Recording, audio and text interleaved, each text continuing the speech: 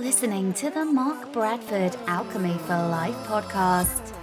A fascinating chat with John McAfee. I'm here with John McAfee. Hi, John. Hey, how are you doing today? I am just great. And how are you? It's the end of my day, so it's perfect. After this interview, I'm free. That's awesome. I won't, as I promise everyone, I won't keep you longer than an hour. So I normally start by asking what you do, and then we talk about who you are. So if you would just tell people what it is that you do. Well, on what day? I mean, Right. That's a very difficult question for me. I mean, for the past 50 years, I have done as I please. I mean, I don't know how else to say it, all right? If I'm doing something which no longer interests me, I'll walk away from it. If something wanders by that's more interesting than what I'm doing, I'll follow the new thing. This is how I've always lived. So right now, what do I do? We get up in the morning, we go to a coffee shop by the Black Sea here, have a bite of breakfast, then we decide what to do for the rest of the day. That's it. Well, that's perfect. Well, that sounds like it was actually a very apropos question for you. So I think that's an awesome answer. And as far as your historically, you've done some amazing things, especially your start. I mean, you worked at NASA. You went to Univac, which is amazing, and then even Xerox and even Lockheed. Yep, that's true. All of it. I don't know how.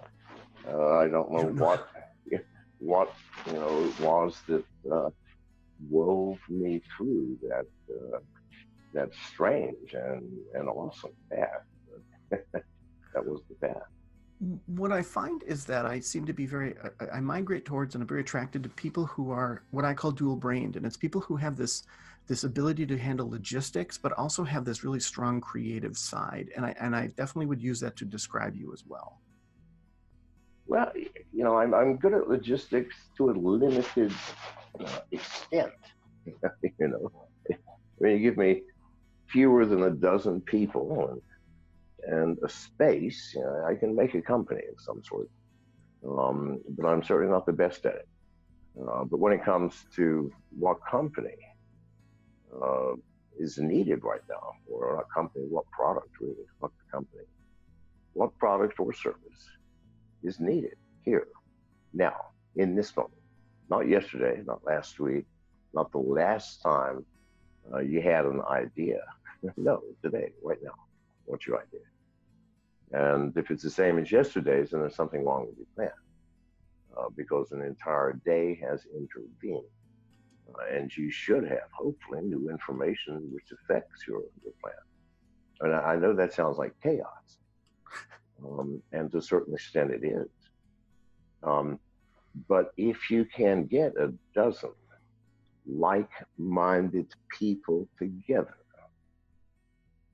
coherently and without too much friction, which is always the problem, then magic will happen. Now, this I know for a fact. This is always the way it's been.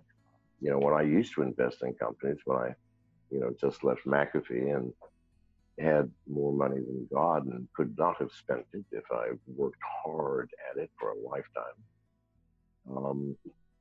And then so I invested in companies, but I never invested in a product. I invested in people. I'd find a group of people. I go, fuck me, you guys are actually working together. I don't know what you're going to be doing tomorrow, but I promise you I want in on it.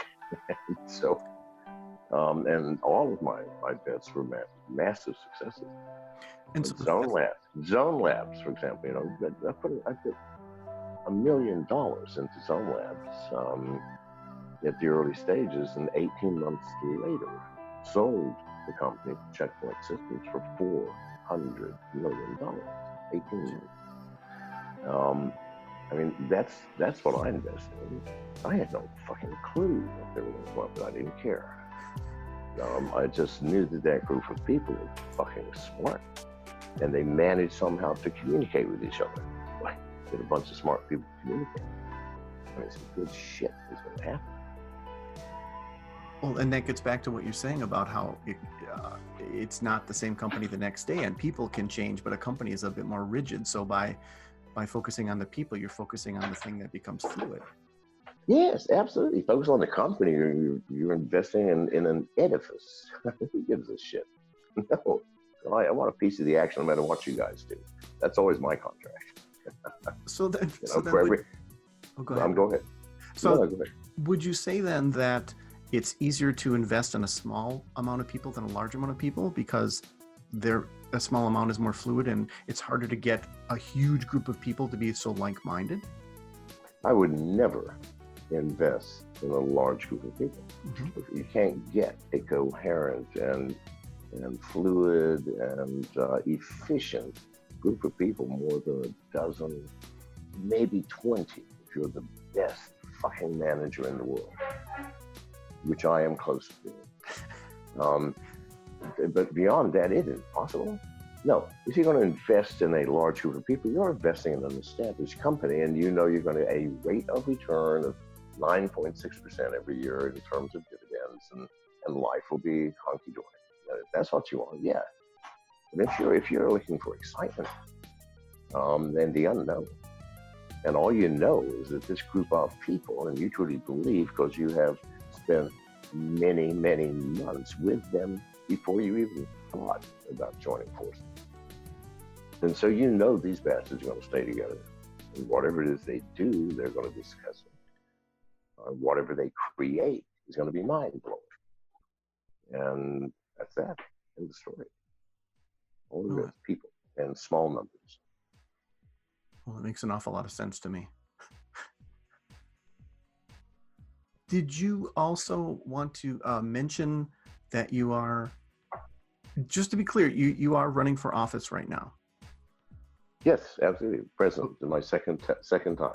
Yes. And you're running as a libertarian, is that correct? That's correct. Okay. And I noticed that your tagline, at least on your Twitter, says, "Not sure what I'm doing, but something needs to be done." Yeah, that's correct. I do not know what I'm doing. I've never, this is the honest truth, I have never known what I was doing. I'm just swimming with the stream, and hoping there's not a waterfall around the next curve. That's been my life. And have you encountered any waterfalls, would you say? Survivable ones, yes, else I wouldn't be here. But ones that I sure as fuck wish I'd known about in advance, right? That would have been very helpful. Did you want to mention any of those waterfalls? Well, I mean, Jesus, let's look at the one that everybody points to. I mean, I'm a month on the run in the jungles and towns of Belize while an entire army is chasing me with my photograph. Only to escape into Guatemala when we were almost at freedom, and the Vice magazine editor who was with me and who was escaping with me put a photo up with my goddamn location, right, within a few feet. And then we're now on the run in Guatemala, for fuck's sake. That's a waterfall I wish I had known about in advance. I could have prepared better. So. Right, and the picture that he go ahead.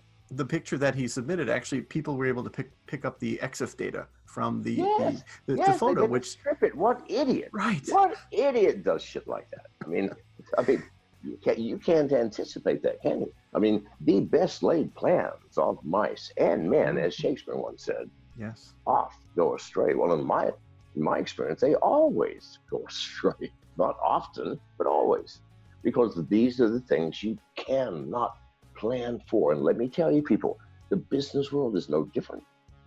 It's just more slippery and more frequent. With your competitors, customers you've got to satisfy, governmental regulations that impede your ability to do almost anything at all. And that is an environment which is slippery, people. And shit happens which you cannot possibly anticipate, which is why you want to invest in people, right, who have the creativity, resilience, and the talents to do what is necessary when that emergency crops up. You go, oh my fucking God. Which in many companies, many companies would be wiped out, and some are, because their management is incapable of changing direction or intent, or backing off or slamming on the brakes fast enough. You want the manager who, when something changes in the external world, it changes instantly inside that company. That's a manager you want. But see, if you have people who are the type of people I'm talking about, you don't need managers. The people fucking just take care of it. People know what needs to be done and who needs to do it. I mean, you may have some arguments between some programs. Listen, that's not in my code. Said, yes, but you know it better than anybody. Oh, fuck, okay, I'll do it. And you know that when he says he'll do it, well, he will fucking fix it, because he is the man or the woman. All of them are in a truly successful company. Right. And it gets back to what you had said about a smaller group, because what you're describing would be just absolutely impossible in a larger group, and it would just keep. Oh, fuck me. You couldn't even get the idea across in a couple of days, let alone the problem fixed. Right? But the first thing you have to do is say, there is a problem. And 90% of the people are going to deny it, so you got to overcome that obstacle. No, fuck me, you can't win in that environment. Small, disparate, autonomous, distributed teams, which is how I have always run my businesses. Team gets too big, listen, need a new company, even though we're all the same fucking team. You guys, you're good at this. You guys, you're good at that. Take off. I'm going to move you to different towns, just so there's no fucking confusion. Right. No shit. You got to be able to do that stuff. So you can still grow as big as you fucking want. It's just that the managerial problem intensifies dramatically. And there are few people I know who can manage a distributed company. Well, fuck me, that's all I've ever done. I invented it in 1987, for God's sake. Right? So that's all I've ever fucking done. I don't want to do it anymore. I promise you, and I will not do it anymore. If anybody out there is thinking, we might pay the guy $10 and he will come do this for us. Well, fuck it. No, not for anything. But you need to find people who can, because the world is becoming distributed. And a manager in a distributed environment is not someone who says, you do this and you do that. No, that's old school people.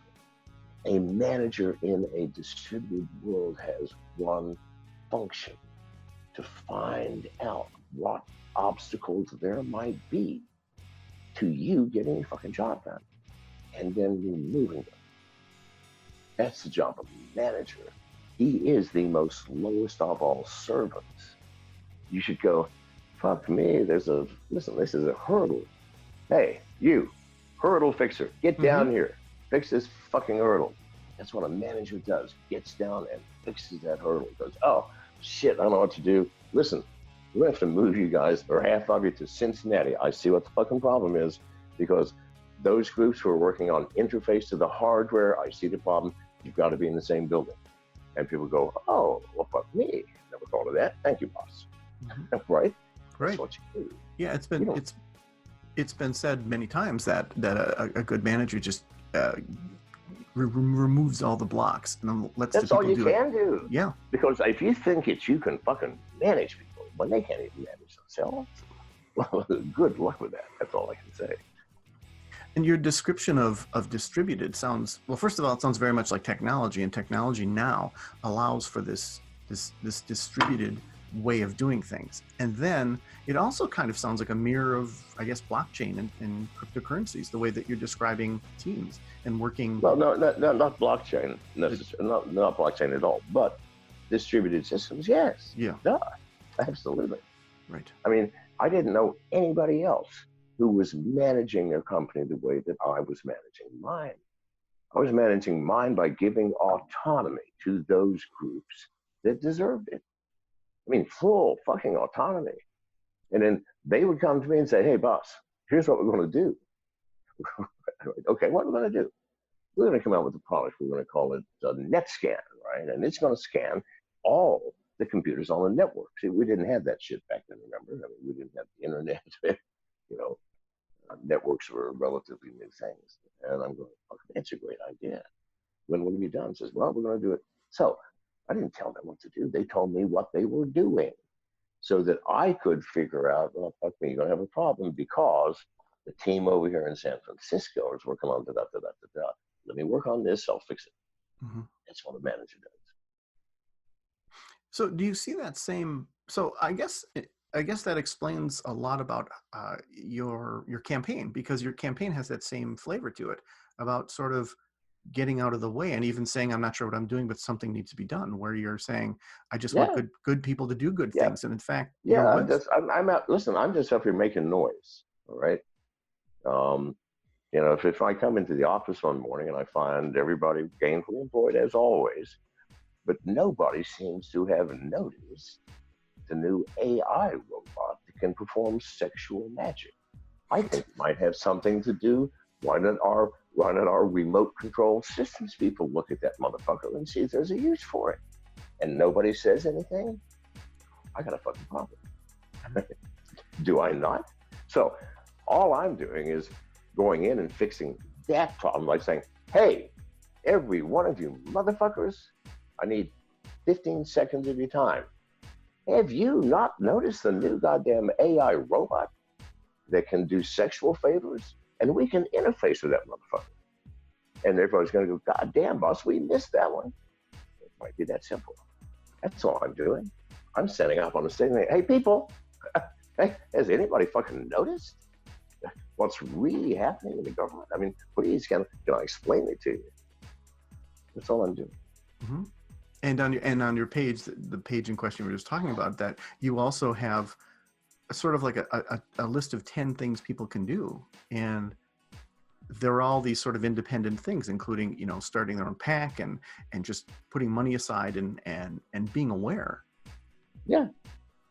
By the way, we're taking no donation, no money of any kind. Not always spending any fucking money. I want to prove a point that you can reach millions of people without spending millions of dollars.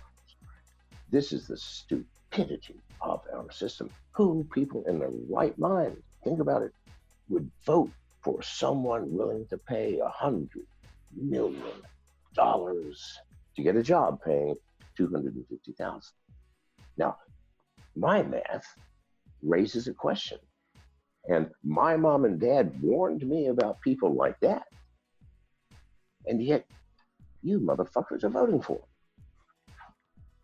You're the problem. Wake up a little. Listen, not to me necessarily, but listen to anybody who's actually telling an objective story from their own goddamn lives. Pay attention. Speaking of listening to you, you have mentioned that Bitcoin will reach $1 million this year, by the end of the year. Is that correct? Yeah, well, I've said that many times. Now listen, first of all, no one in their right mind believes that anybody will ever eat their own dick, let alone on national television. Okay, so if anybody believes that, please, fuck me. I am sorry. But what did that do? We were in the doldrums. No one was paying any attention to crypto. It was withering away. Within a month after that little announcement, which went to every one of the most popular tweets in all of Twitter history, and went, you know, was in all of the online mags and everything else. Over 100,000 people onboarded into crypto. Now, I'd say that is a good move. You say that one more time. I would say that's a good move. Oh, okay. So, all right. Was it not? Did it not? Did it not? Through either ridicule or whatever, it still onboarded over 100,000 people. Absolutely. Absolutely. I grew the movement, did I not? It's my goddamn job as a senior citizen, isn't it? Keep you guys alive, let you blossom. You find a better way to onboard that many people. And you not only onboarded people with an awareness of Bitcoin that didn't even have Yes, one. yes, it had none. And so Right. suddenly Bitcoin, people go, Bitcoin is going to eat its dick if what? Bitcoin, what the hell's that? Right. Do you understand? Because it moved outside. Because all the advertising and promotion we do inside to ourselves is like masturbation. It's worthless.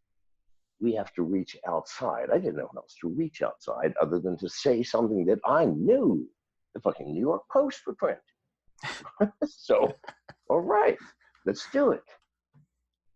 And it fucking worked. Now, if you think Bitcoin should be $1 million, that's up to you. I don't have a fucking clue. I don't have a goddamn crystal ball. I don't know what it's going to be tomorrow. I'm not even paying attention to its price. However, that absurd statement sure did bring the attention we needed and brought people into it. For whatever reasons, curiosity, want to make $1 million, I don't fucking know. If you actually believe you'd make $1 million, and please God, I have no sympathy for you. But for the rest of you who came in from curiosity and stayed after seeing the power, simplicity, and beauty of it all, well, fuck me, you're welcome. Do you feel that is sort of something you really like to excel at, is raising awareness? I'm sorry, say it again. Oh, do you feel like this is something that you excel at, which is raising awareness and things? That's all I do. I've never done anything else, have I? I mean, I'm a technologist.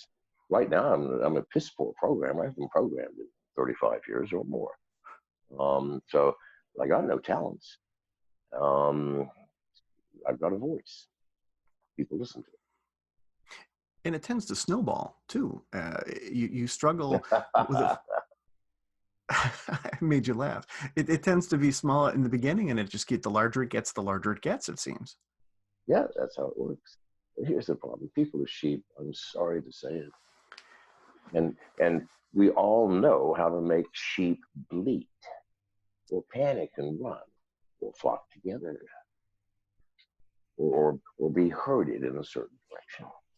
That's very simple. People are just more complex sheep and want you to learn what all those little gadgets and tricks of the trade are to get a person to go left instead of right, metaphorically. Then those people that really cannot help you anyway can be just moved out of the way. I go, here, go watch the play of who's being elected president.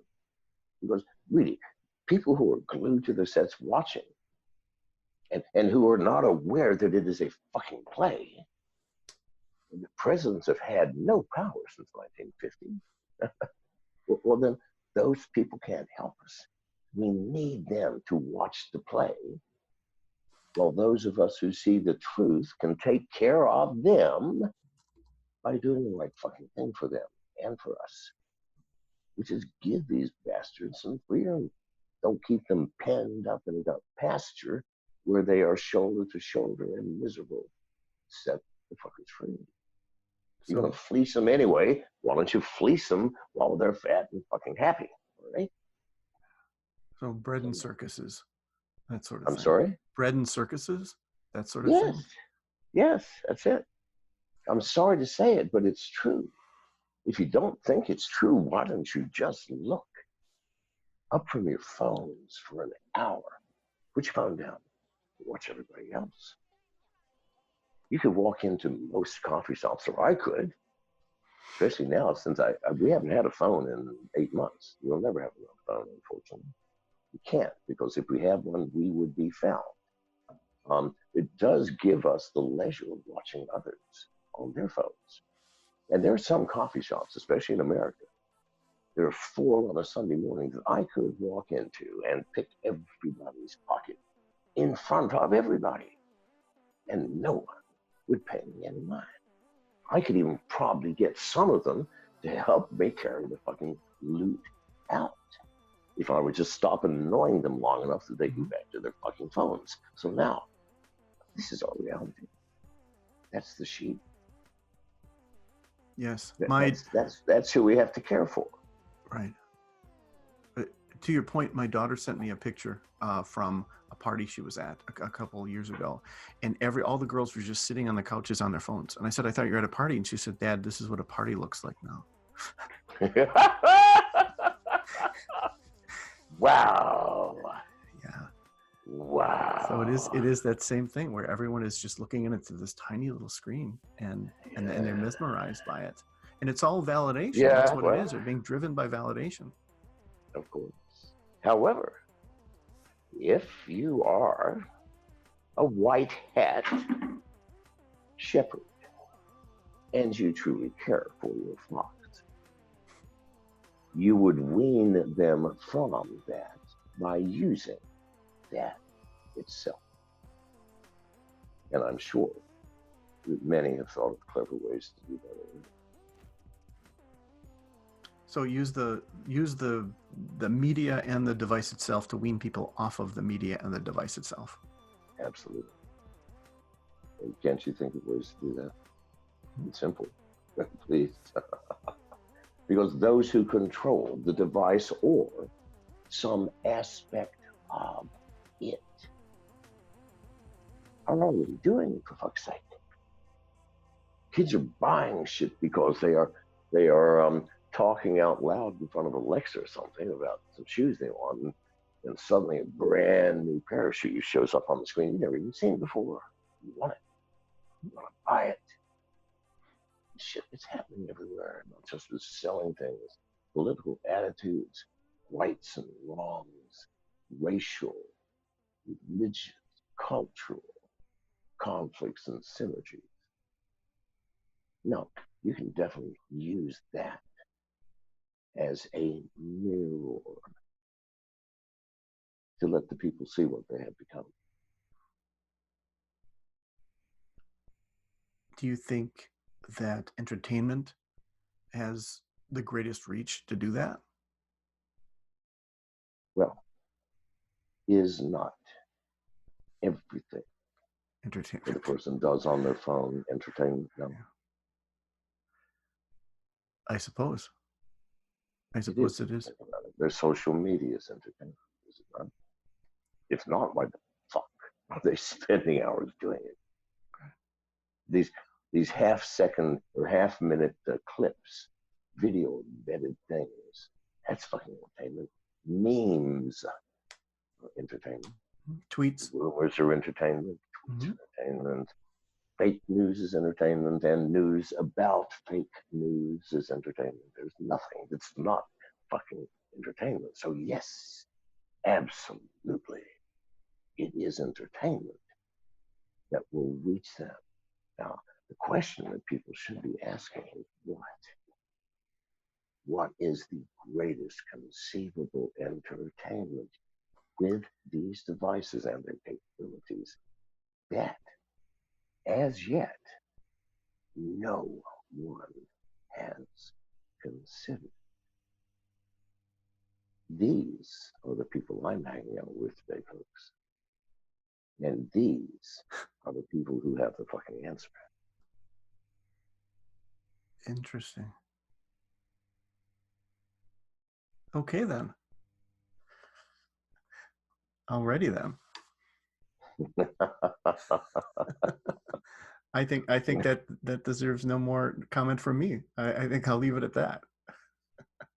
I think that needs no more comment. Right. Exactly.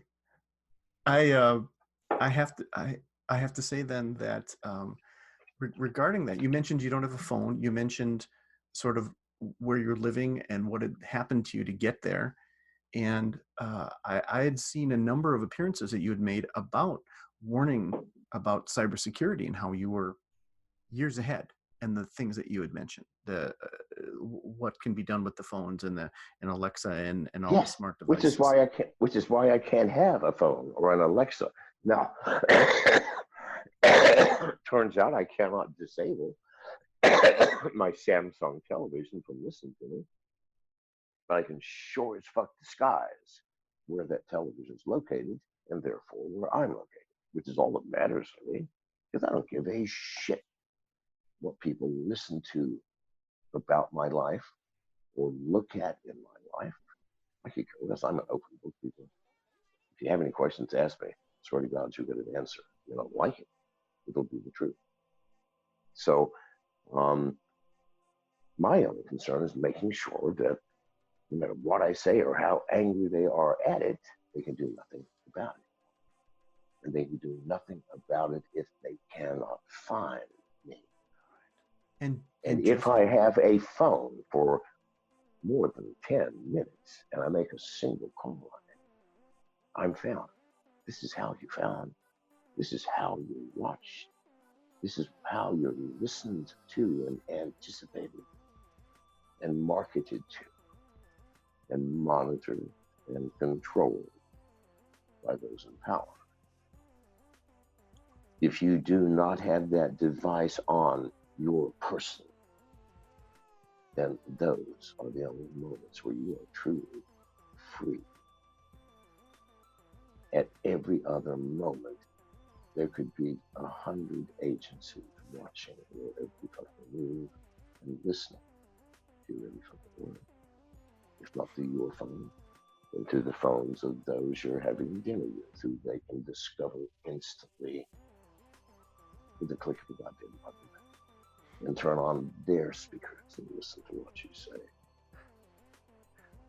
These are the ultimate spy devices which we willingly pay for and plant upon our being so that we will always be more similar to them. How convenient for them and how gullible of us. But a change is coming, people. And this is a change from a quarter that you could not possibly have imagined.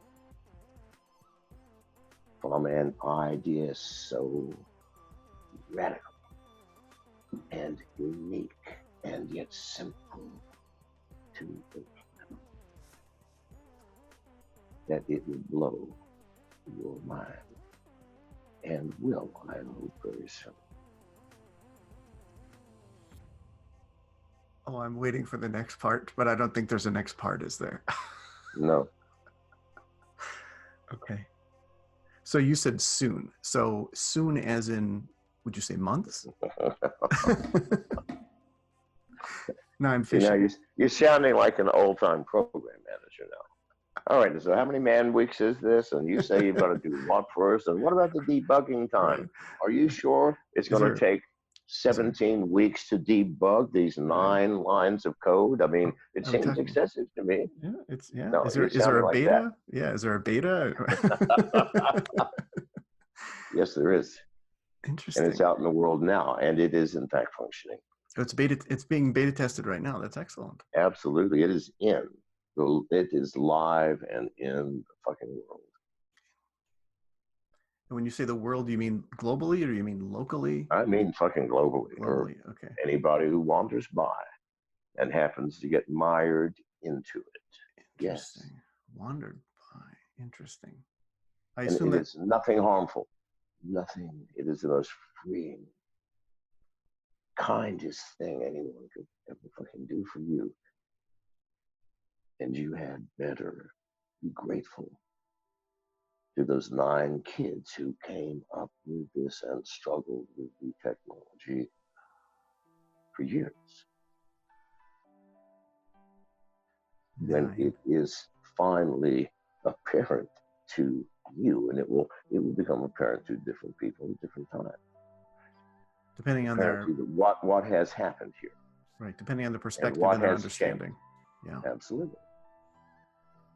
And it will be a sudden epiphany of what has happened while no one was watching.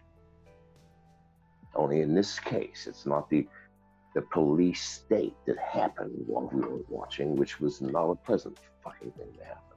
No. This will be like an opening of a gate through which you may travel freely or stay where you are. Entirely your fucking choice. So could one travel there and back? It is some travel there and back. Yes. This is a metaphor there, my friend. Oh, of course. I understand that. I understand. So using the same metaphor. Metaphorically, can you go out and see what the world really is like? And if you don't like it, can you go back? Yes. Okay. So red pill, blue pill sort of stuff. Gotcha. There's the magic of the people. Gotcha. So there is no risk. There is nothing to possibly lose.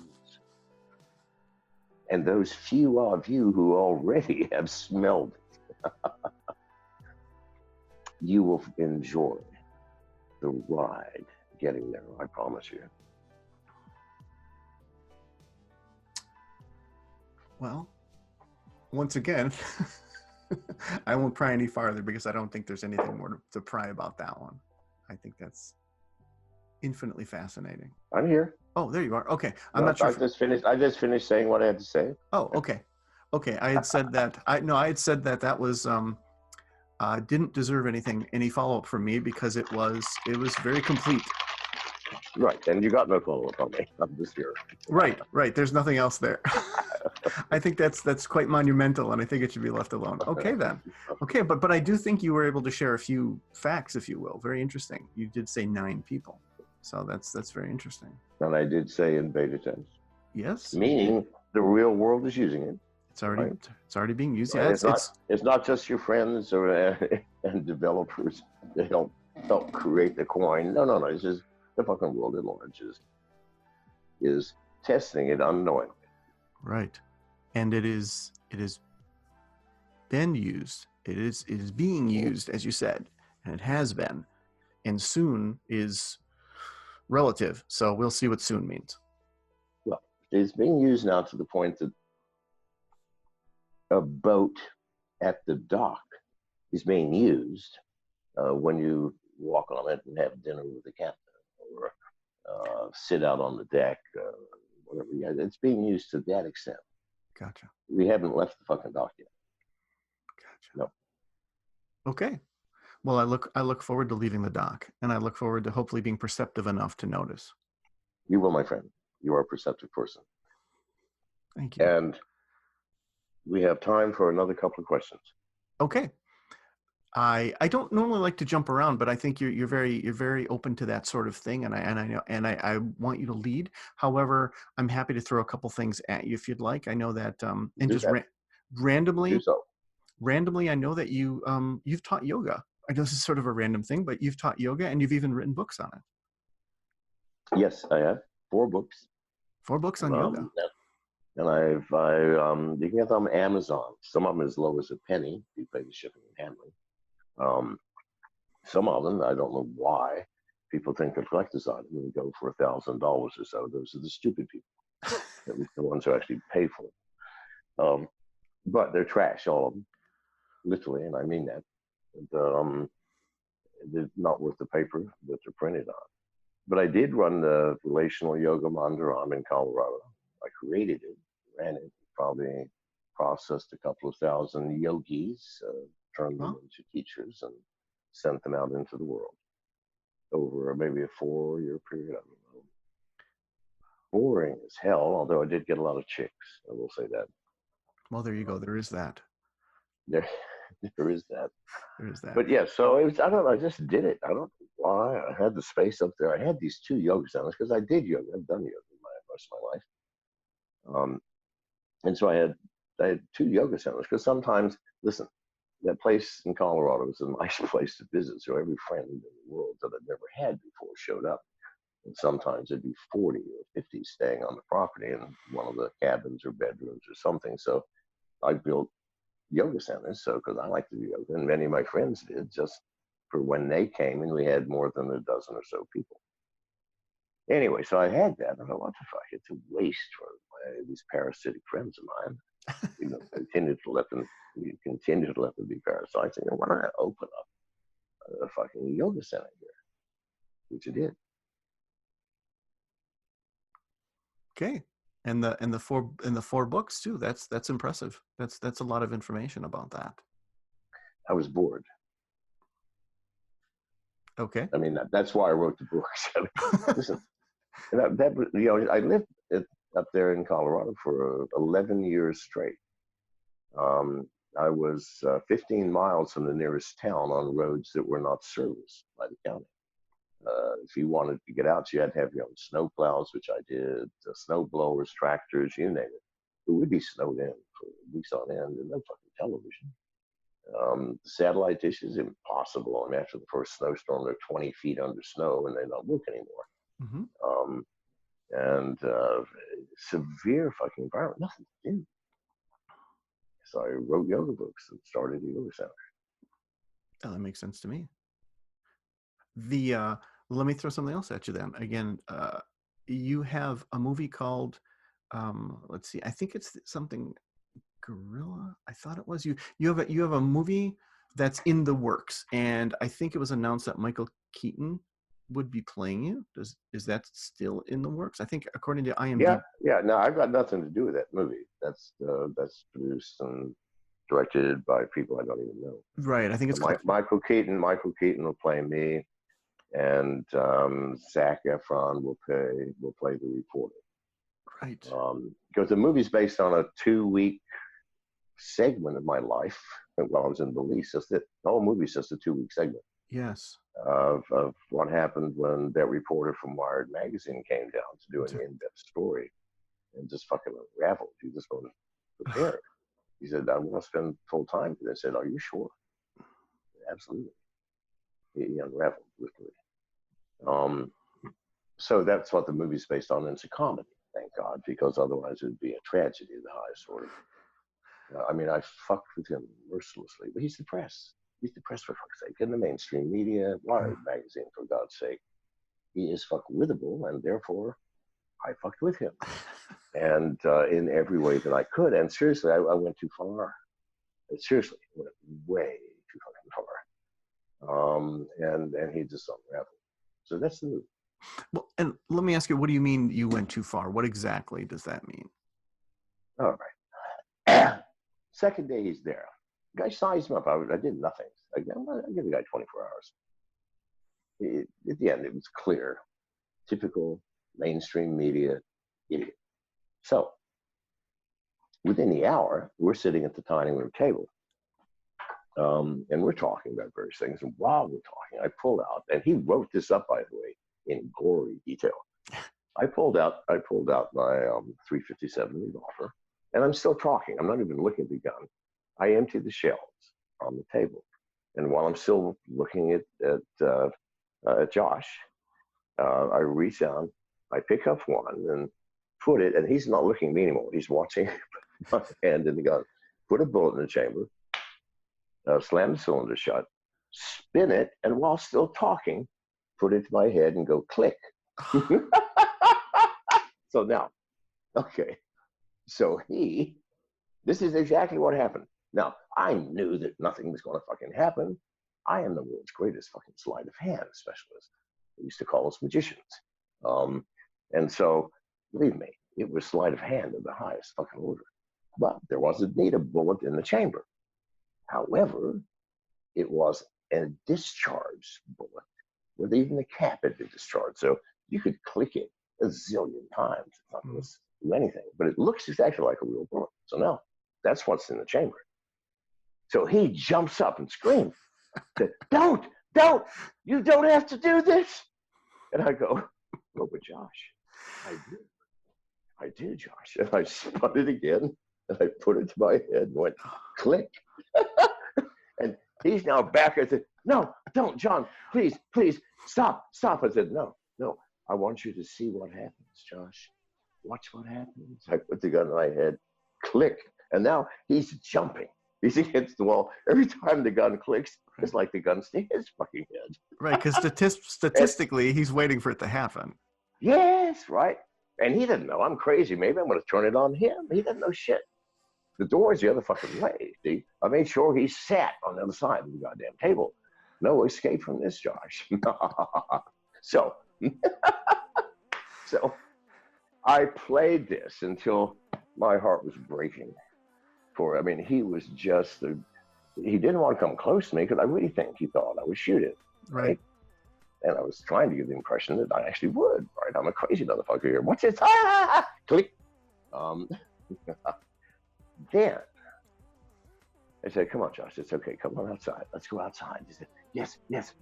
So, and he ran to the door, right?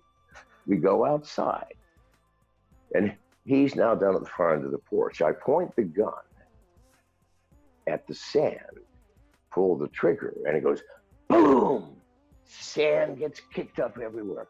Now, if you guys want to see and read something truly hysterical, read Josh's description of what he thought was actually happening. Whereas anybody with common sense, because I pulled the trigger at least 50 times. Please God, people, statistically, Right. can't happen, right? So no. So sleight of hand involved here. Any competent goddamn reporter would have noticed it, but not him. That became the foundation of his story. And the fact that he truly believed it, I ain't gonna tell him differently. Fuck no. I don't care what he thinks now. If he's idiotic enough to believe that, then wait till tomorrow, motherfucker. So, and he describes this whole thing. It got seriously weird. Why? Because he was so fucking withable. And therefore, he wrote a book called John McAfee's Last Stand. And the movie is going to be made about that book. I swear to God, I'm going to watch that one. Yes, it's called because it's supposed to be a comedy, and I pray to God that it is. I think it should be worth watching. Well, And I'm going to watch it. and before we go, I just want to make it clear to everyone, including you, that all links to anything that you have will be in the article that comes along with the podcast itself. So when people see the podcast, they'll also see the article. There'll be links to anything that you'd like. Perfect. Your campaign site, your Twitter, and all that good stuff. Here's what works best. If you're on Twitter, yes? Yes, sir. Okay. Why don't you compose a tweet for you about the thing, and I will then retweet it with comment, and that gets the most views. Perfect. Okay. I will certainly do that. Yes, I will certainly do that. All right. Perfect. And again, Thank the article. Yeah, you're welcome. And if you have any other shout out or anything you'd like to say, parting wise, I don't want to take up any more of your time. I really appreciate all the chats I would, we've had. because all of you seem like really nice people out there. I'm 74, and us old farts just cannot help giving advice to you young folks. But if I could only tell you one thing, this is what it would be: do only what you love and nothing else, ever. If you don't love your job, don't do the job. If you don't love your family, you're doing them no service by hanging around in a miserable fucking state. Do what you love, nothing else. And thank you very much for having me on. Perfect. Thank you so much. You take care. I'm sure we'll talk again. All right. Bye-bye. Bye.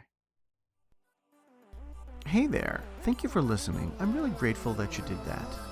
If you liked the episode or you like the podcast in general, I would love for you to rate it. That kind of feedback really helps me to know which direction I should be going, what I can improve on, and so forth.